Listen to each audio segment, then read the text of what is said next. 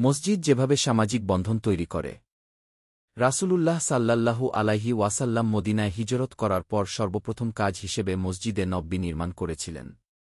এই পদক্ষেপ থেকেই বোঝা যায় একটি ইসলামী সমাজ গঠনের জন্য মসজিদ কতটা অপরিহার্য।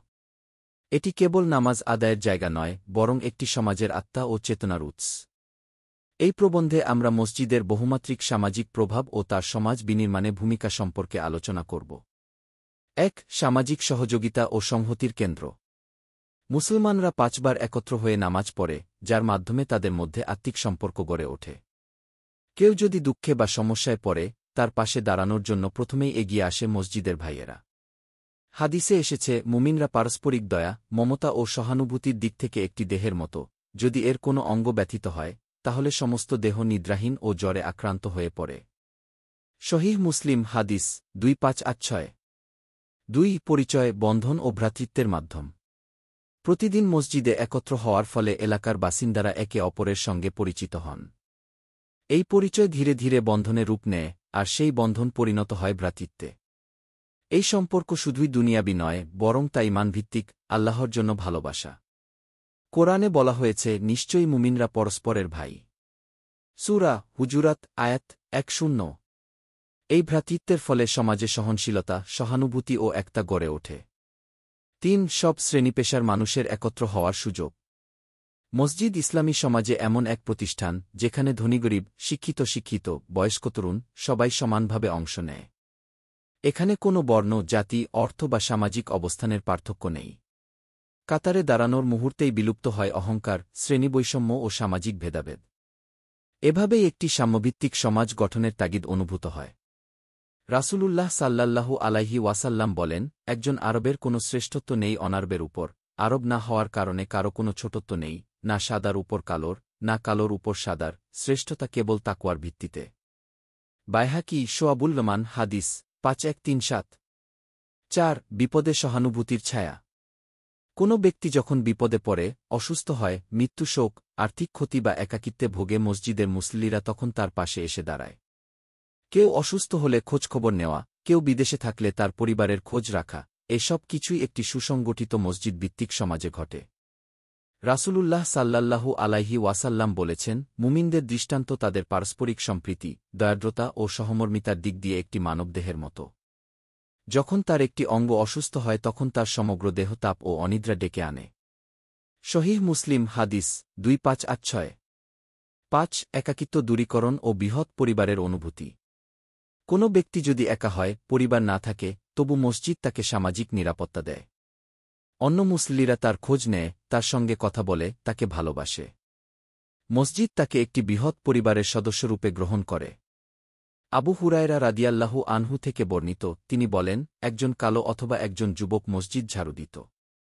রাসূলুল্লাহ সাল্লাল্লাহু আলাইহি ওয়াসাল্লাম তাকে কয়েকদিন না পেয়ে তার সম্পর্কে জিজ্ঞাসা করলেন।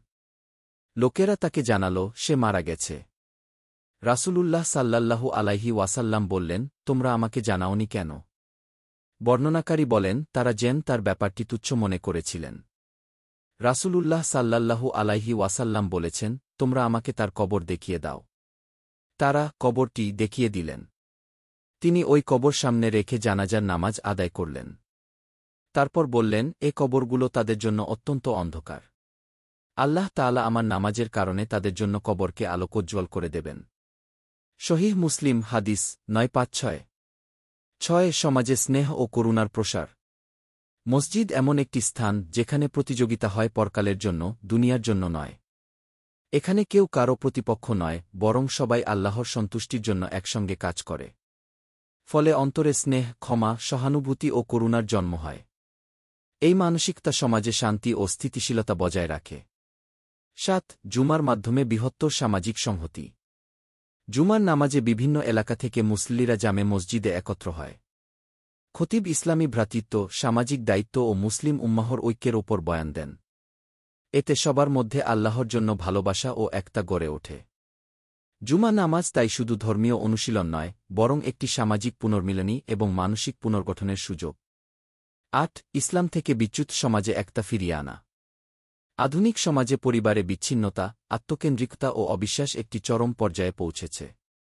এ বাস্তবতায় মসজিদ একটি বিকল্প সামাজিক কাঠামো উপহার দেয়, যেখানে মানুষ একে অপরের প্রতি দায়িত্বশীল ও আন্তরিক। ফলে সমাজের মানুষ আবার ঘনিষ্ঠ হয় এবং ইসলামী মূল্যবোধ ফিরে আসে। ৯. ধর্মীয় শিক্ষার কেন্দ্র। মসজিদে কেবল নামাজ নয়, বরং ইসলামী শিক্ষা, হাদিস, তাফসির, ফিকহ ও আখলাকের পাঠ হয়। এটি শিশুদের জন্য আদর্শ গড়ে তোলে এবং প্রাপ্তবয়স্কদের জন্য ইলম অর্জনের সুযোগ দেয়। এতে সমাজে নৈতিকতা ও দায়িত্ববোধ বৃদ্ধি পায়। ১. নেতৃত্ব ও সমাজ সংস্কারের কেন্দ্র। ইতিহাসে দেখা যায়, ইসলামী সমাজে সমাজ সংস্কার, দাওয়াতি কার্যক্রম এবং রাজনৈতিক মতামত প্রকাশের প্রধান কেন্দ্র ছিল মসজিদ। রাসূলুল্লাহ সাল্লাল্লাহু আলাইহি ওয়াসাল্লাম ও সাহাবারা বিভিন্ন গুরুত্বপূর্ণ সিদ্ধান্ত মসজিদেই নিতেন। এটি নেতৃত্ব গঠনের একটি প্ল্যাটফর্ম হিসেবেও কাজ করে। মসজিদ কোনো ইটকাঠের স্থাপনা নয়, এটি ইসলামী সমাজের হৃদস্পন্দন। মসজিদ আমাদের আত্মিক শক্তি, পারস্পরিক ভ্রাতৃত্ব এবং সমাজের প্রতি দায়িত্ববোধের কেন্দ্র। এর মাধ্যমে আমরা ব্যক্তি, পরিবার ও সমাজ, সব কিছুতেই ইসলামের সৌন্দর্য প্রতিফলিত করতে পারি। তাই প্রত্যেক মুসলিমের উচিত মসজিদের সঙ্গে সম্পর্ক করা এবং সমাজে এর ভূমিকা আরও জোরদার করা। আল্লাহ আমাদের সবাইকে মসজিদের প্রকৃত মর্যাদা অনুধাবন করে তা রক্ষা করার তাওফিক দান করুন। আমিন।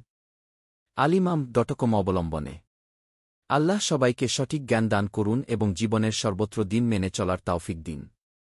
আমিন। দিন প্রচারের উদ্দেশ্যে ভিডিওটি শেয়ার করুন। লাইক, কমেন্ট, ফলো এবং চ্যানেলটি সাবস্ক্রাইব করে পাশে থাকবেন। জাযাকাল্লাহ খৈরান।